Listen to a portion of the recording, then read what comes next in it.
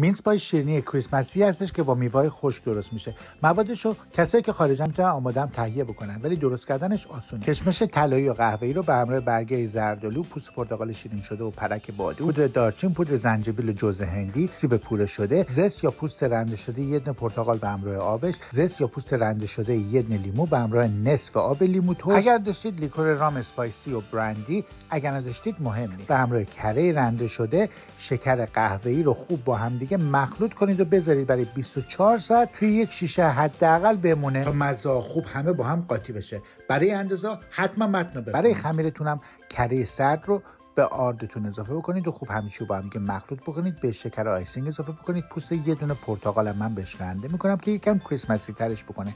یه دونه تخم مرغ بهش اضافه بکنید. همه چی خوب با هم مخلوط کنید و خمیرتون که شکل گرفتش برای نیم ساعت بذارید توی یک جا استراحت کنه. بعد خمیرتون رو باز کنید.